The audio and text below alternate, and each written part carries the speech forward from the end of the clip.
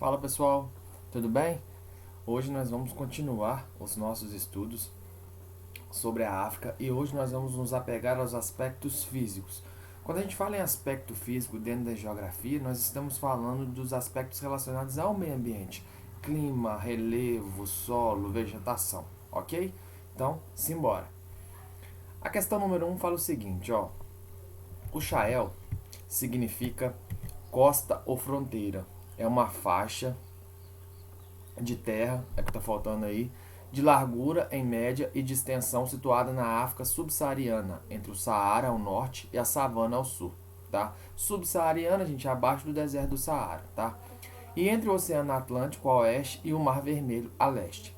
Trata-se de uma região fitogeográfica com estepes, vegetação complexa e algumas xerófilas. Lembrando que xerófila é um tipo de vegetação que está adaptado, adaptado a um clima seco. Por isso essa vegetação ela possui mais espinhos do que folhas, para que possa evitar grande perda de água.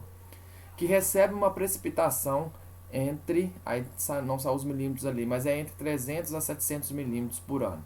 Pode, portanto, pensar-se que a agricultura no Sahel está condenada ao fracasso. No entanto, a região é protegida por um cinturão verde, constituído por uma flora altamente diversificada, que a protege dos ventos do Saara. Por outro lado, o Sahel tem sido atingido por longos períodos de seca, que aumenta a situação de fome. A descrição dessa região está caracterizada na seguinte imagem. Gente, ó, você vai ter que identificar aqui nessa questão qual é o tipo de imagem que está relacionado ao Sahel, que é o que foi descrito ali, tá? Olha para você ver, fala assim, ó, região fitogeográfica com estepes, vegetação completa e algumas xerófitas. Ô, gente, só pode ser a letra A. Por quê? Porque a letra B, ela é uma vegetação de araucárias, que acontece principalmente em climas subtropicais. E no caso, a região do Sahel ali está numa região semiárida. A letra C está mostrando para você um deserto. Um deserto é um tipo de bioma onde quase não há presença de vegetação. E ali fala que há predominância de estepes e uma vegetação arbustiva. Por isso a letra A. Vamos analisar então também aqui as outras imagens. A outra imagem ali, ó, essa aqui é de uma floresta tropical. Isso existe na África, na região equatorial da África. É como se fosse a floresta amazônica aqui do Brasil. E a letra E mostra para você uma vegetação típica de regiões temperadas, como Estados Unidos e grande parte da Europa, onde você vê ali a floresta de coníferas, ok? Então, toda vez que a gente for falar sobre a vegetação do Sahel, vai ser essa imagem aqui que nós vamos ter, ok? Então, a resposta é a letra A. A número 2 é uma questão muito interessante que retrata para a gente comparações entre o Rio São Francisco no Brasil e o Rio Nilo na África, tá? Então vamos ver aqui, ó.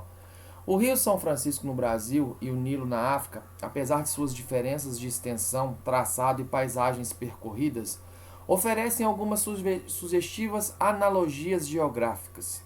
Isto ocorre porque apresentam, letra A, trechos terminais em formas de estuário, situado em regiões intertropicais secas e nascentes em áreas equatoriais úmidas. Por que isso aqui você não pode marcar? Primeiro, quando fala trechos terminais em formas de estuário, estuário, gente, é um tipo de foz, assim como nós temos também a foz de delta.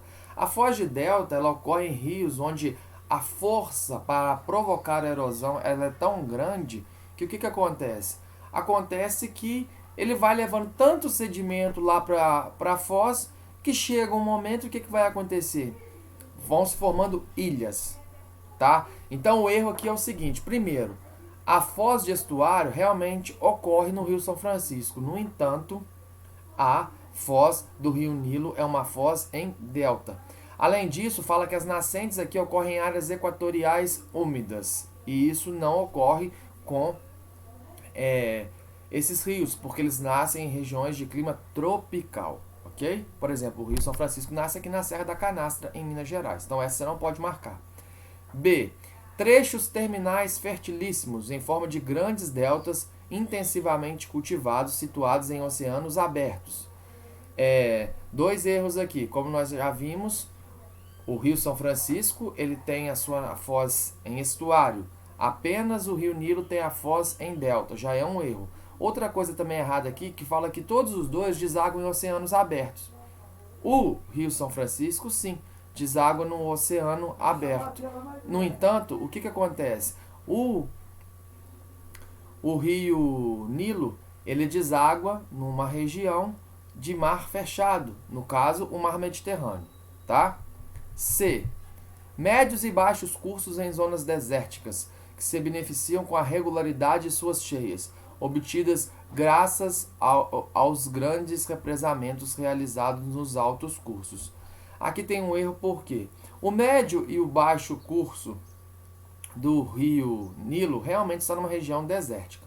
No entanto, o Rio São Francisco só tem o seu médio curso numa região semiárida, tá? Seu baixo curso, ou seja, sua região de foz, é numa região úmida ali no Nordeste brasileiro, na região litorânea. Então essa você não pode marcar. D. Longos cursos permanentes de direção sul-norte, cortando zonas de climas quentes muito contrastantes, inclusive secos, alimentado por cabeceiras situadas em regiões úmidas. Essa que é a nossa resposta. Todos os dois rios, eles passam em regiões áridas. No entanto, esses rios, o que acontece com eles? Eles não secam. E por que eles não secam? Porque a sua cabeceira, ou seja, a sua nascente, ela ocorre numa região úmida, ok? Então essa é a nossa resposta.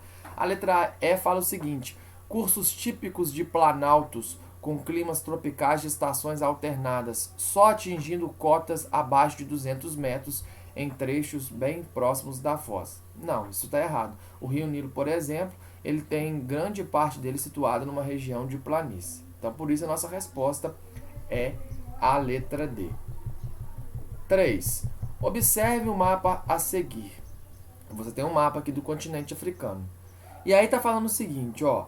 As partes destacadas no mapa indicam, ó. Aqui são 3 áreas. Essas 3 áreas são o quê? Áreas de clima e paisagens desérticas? Áreas de maiores bacias hidrográficas do mundo? Não, tá errado, tá? Aqui é, por exemplo, o deserto do Saara, então não pode ter uma grande bacia hidrográfica aqui. Áreas de floresta equatorial? Também não pode ser. Como nós já observamos, são áreas desérticas. Áreas de mineração e grande aglomeração urbana? Não. Áreas de climas frios e frio de montanha? Também não. A nossa resposta aqui vai ser o quê? Vai ser a letra A. São áreas de clima e paisagens desérticas. Aqui nós temos primeiro, na faixa maior aqui, o deserto do Saara. Depois aqui, no nordeste da África, nós temos o deserto do Kalahari. E aqui embaixo, na parte sudoeste, nós temos o quê? Nós temos o deserto da Namíbia. Por isso, a nossa resposta vai ser a letra A.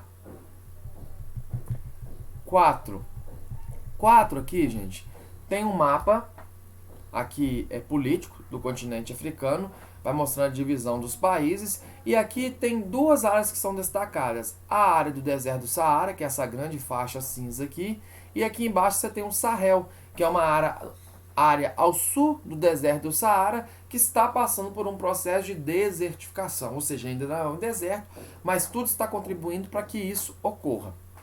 Baseado nisso, gente, a questão vem pedir para a gente, ó, com base nos conhecimentos e na observação do mapa da África, o Sahel africano corresponde. Letra A. A zona equatorial, com elevadas precipitações, recoberta por florestas equatoriais. Erradíssimo, gente. O Sahel está localizado numa região de clima semiárido. Então, ali não é uma região equatorial. É uma região onde nós temos uma vegetação predominantemente de xerófitas e estepes, como nós vimos na questão de número 1, e numa região onde chove pouco. A zona equatorial é a região do planeta onde os índices pluviométricos são os mais elevados possíveis. Por isso você não pode marcar a letra A. A letra B fala o seguinte: a porção do continente chamada de África Branca, de clima mediterrâneo. Ô, gente, ó, a África Branca é a África do Norte, tá? É essa região aqui, ó, que vai do Egito, Líbia, Argélia, Marrocos, Saara continental. Nessa região aqui em cima, ó, bem na divisa aqui, ó, com o mar Mediterrâneo, obviamente nós vamos ter o quê? A predominância do clima mediterrâneo. Fato que não acontece no Sahel, que está aqui embaixo. Nessa região do Sahel, nós não temos a predominância do clima mediterrâneo, mas sim do clima semiárido. Então, por isso está errado. C. aos lagos de origem tectônica da porção oriental do continente. Também está errado, tá? Os lagos de origem tectônica, eles vão ocorrer nessa faixa aqui, ó, entre Uganda, Somália e Etiópia. Então isso aí está errado. A resposta vai ser a letra D, a faixa semiárida localizada ao sul do deserto do Saara, ó. E como nós podemos ver que isso está correto, ó? Olha aqui. Isso aqui é o Sahel. Está ao sul do deserto do Saara, que é uma área desértica. Aqui é uma área semidesértica, semiárida. Então, o que acontece? A definição do deserto do Saara, da área do Sahel é isso. É uma região semiárida localizada ao sul do deserto do Saara. A letra S está errada porque fala que é a área com vegetação tropical. A área com vegetação tropical, ela começa a surgir abaixo, ao sul do Sahel. Ok? Então, por isso a nossa resposta vai ser a letra D. Tranquilo? A questão de número 5, gente, se vocês estiverem escutando alguns batidos aí, é porque está tendo uma obra aqui em casa, então fica meio difícil, mas eu não tenho outro local para gravar, então eu peço desculpas para vocês. A gente vai tentar fazer o máximo com que vocês possam ouvir aqui as nossas explicações. A número 5, pessoal, ela tá falando o seguinte, ó: observe o mapa, principais desertos do mundo. Ela tá te mostrando aqui os principais desertos, e aí você tem o número 1, o número 2 e o número 3. E aí é o seguinte, ó: tendo como base de análise o mapa e seus conhecimentos, identifique a alternativa que contenha apenas informações corretas. No caso, nós temos o quê? Que identificar corretamente a localização dos desertos. Aí a letra A fala o seguinte, ó: o número 1, aqui embaixo, ó, no mapa, corresponde ao deserto do Saara. Tem sua origem nas massas de ar muito secas da região do Sahel. Errado. O número 1 não é o deserto do Saara. O deserto do Saara está aqui na região 2. O número 1 é o deserto da Namíbia. B. O número 2 no mapa corresponde ao deserto do Kalahari. Tem sua origem devido à influência direta da corrente marítima do Atlântico Sul. Errado. O número 2 é o deserto do Saara, tá? O deserto do Kalahari está nessa região aqui, nordeste do continente africano. C. A C fala o seguinte, ó: o número 3 no mapa corresponde ao deserto do Saara. 3 está aqui, ó. Tem sua origem devido à influência direta da corrente marítima de Humboldt. Não, gente. O número 3 corresponde ao deserto do Atacama, que fica aqui na costa oeste do continente africano. O deserto do Saara vai ficar no continente africano aqui, no número 2. A D fala o seguinte, ó: o número 1 no mapa corresponde ao deserto da Namíbia. Correto. Tem sua origem devido à influência direta da corrente marítima do Golfo e das massas de ar do Sahel. Isso aqui está errado, gente, porque a corrente do Golfo ela não atua aqui, fica aqui no Golfo do México e ela não vem atuar aqui na região do deserto da Namíbia. Um outro erro também é que todo o deserto ele se forma pela presença de correntes marítimas frias e a corrente do Golfo é uma corrente quente. Então isso aí está errado. Então a nossa opção só pode ser a letra E. A letra E fala o seguinte, ó: o número 2 no mapa corresponde ao deserto do Saara. É o maior deserto quente do mundo, decorrente do seu clima hiperárido. Então a gente vai marcar a letra E. É muito importante não esquecer disso, é o maior deserto quente do mundo. Quando eu uso a expressão assim, qual é o maior deserto do mundo, sem falar se é um deserto frio ou um deserto quente, a resposta é o quê? A Antártida, tá? Lembrando que os desertos não estão relacionados às temperaturas presentes, ou seja, muito elevadas ou muito baixas. Quando a gente classifica um deserto, a gente classifica pelo fato de que há uma escassez hídrica ali muito grande, ok? Então, por isso, a nossa resposta vai ser a letra E. A número 6, gente, tem 2 mapas aqui para que a gente possa fazer comparações, tá? E aí tá o seguinte, ó. Veja os mapas abaixo. E aí você tem um mapa aqui de clima e um mapa de vegetação. E aí você observa que o clima e a vegetação, os 2 mapas, são como se fossem mapas espelhados. Por quê? Porque a vegetação está diretamente relacionada ao clima. Clima X produz vegetação X. Clima Y vai produzir uma vegetação Y. Ok? Aí está o seguinte. Analise o mapa de clima e vegetação e assinale a alternativa correta. Aí a letra A fala o seguinte, ó, o domínio climático equatorial, que é esse aqui de vermelho, predomina em toda a África, considerando a vegetação do continente muito parecido com a região da floresta amazônica brasileira. Olha, o que é o erro aqui? Primeiro, o clima equatorial não predomina em toda a África, tá? Só nessa região aqui próxima à linha do Equador. E a vegetação do continente africano, por mais que tenhamos aqui a floresta equatorial de verde, ela está restrita à região do clima equatorial. Então, não é toda a vegetação do continente africano que vai ter a aparência da vegetação da floresta amazônica aqui no Brasil. Então, por isso que essa alternativa está errada. Letra B. O domínio climático tropical, que é esse aqui de laranja, onde eu estou passando o mouse, tá? Ocupa todo o território africano, apresentando estações bem definidas como o inverno chuvoso e o verão seco.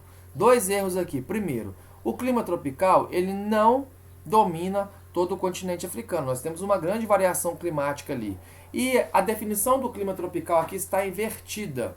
Quando eu falo de inverno chuvoso e verão seco, eu estou falando da definição de clima mediterrâneo. O clima equatorial é justamente o contrário. O que é o clima equatorial? É um clima onde nós vamos ter o inverno seco e o verão chuvoso. Então, por isso, essa alternativa aí está errada.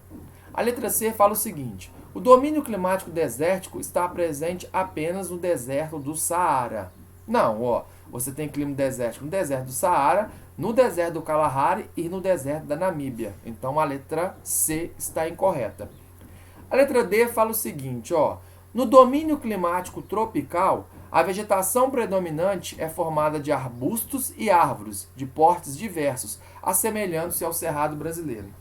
Ó, gente, no domínio tropical, que nós temos aqui essa área aqui de clima tropical meio laranja claro, você vai ter aqui também como correspondência a vegetação de savana. A principal característica da vegetação de savana é você ter uma estratificação da vegetação. Você vai ter vegetação rasteira, você vai ter arbustos, que são como se fossem árvores de porte pequeno, até 2 metros de altitude, e você vai ter também árvores maiores, estrondosas. E aí o que acontece? Esse tipo de vegetação que ocorre nessa faixa onde eu estou passando o meu mouse, tá? Ele ali no continente africano é caracterizado como savana. A savana é sinônimo de cerrado. Então o cerrado brasileiro ele tem o mesmo porte, a mesma esfinge que a savana africana. Em vez de falar savana africana, eu posso falar, por exemplo, cerrado africano. Da mesma forma que em vez de falar cerrado brasileiro, eu posso falar savana brasileira, tá? O que diferencia o cerrado brasileiro da savana africana é apenas os animais que estão nessas regiões. Na savana africana, nós vamos ter uma predominância de animais de porte maior do que no cerrado brasileiro, tá bom? Então, por isso, a nossa resposta é a letra D, tá? Vamos ver por que a letra E está errada. A letra E fala o seguinte, ó. O domínio climático equatorial tem índices de chuva considerável, formando densas florestas, muito semelhante à caatinga brasileira. Se eu estou te afirmando que o domínio climático equatorial tem um índice pluviométrico significativo, gigante, consequentemente, nós vamos ter a formação de uma vegetação empoderada, ou seja, uma vegetação muito densa, com dificuldades para que os animais se locomovam dentro dela e até mesmo as pessoas, principalmente, tá? Esse tipo de vegetação ali do clima equatorial na África, ou seja, essa vegetação aqui assinalada pelo porte verde, ela não se parece com a caatinga brasileira, tá? Ela se parece principalmente o quê? Com a Amazônia brasileira. Por isso, essa informação aí está errada. Então, gente, a nossa resposta vai ser o quê? Vai ser a letra D de dado, tá? Para finalizar, nós vamos ver aqui a número 7. A número 7 fala o seguinte, pessoal. A grande riqueza mineral presente no continente africano se deve à grande extensão do território associada a... Por que existe tantos recursos minerais no continente africano? O que leva a África a ter uma grande concentração de jazidas minerais como de ouro, diamante, ferro, prata? A letra A fala o seguinte: ao conjunto de movimentos tectônicos ocorrido no período quaternário da Era Cenozoica. Ô, gente, movimentos tectônicos, eles realmente ocorreram no período quaternário da Era Cenozoica e deram origem, por exemplo, ao Kilimanjaro ali no continente africano, ou seja, as montanhas que ali estão presentes. No entanto, os dobramentos modernos, que são estruturas geológicas mais recentes, eles não estão relacionados à formação de recursos minerais, tá? Nessas regiões onde nós temos a presença dos dobramentos modernos, o que nós vamos encontrar são solos férteis, por conta da atividade vulcânica, tá? Nunca relacione recursos minerais a dobramentos modernos, tá? Nós temos 3 estruturas geológicas, só lembrar para você aqui que você estudou no primeiro ano, tá? Os escudos cristalinos e as bacias sedimentares. Nos escudos cristalinos e nas bacias sedimentares, nós encontramos sim recursos minerais, só que diferentes de uma estrutura para a outra. Já nos dobramentos modernos, a gente não encontra isso. Então a letra A está errada.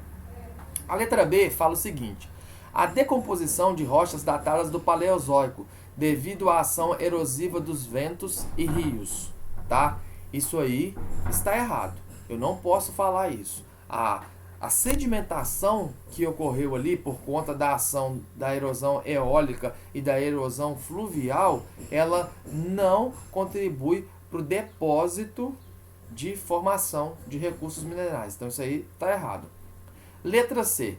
A formação geológica antiga em terrenos sedimentares e escudos cristalinos. Ô, gente, toda vez que nós falarmos em recursos minerais, nós vamos pensar o quê? Que esse terreno é antigo. Por quê? Porque os recursos minerais metálicos, eles se formam nas bacias sedimentares, que também são chamados, nos escudos cristalinos, que também são chamados de bacias, que também são chamados de crátons ou maciços antigos.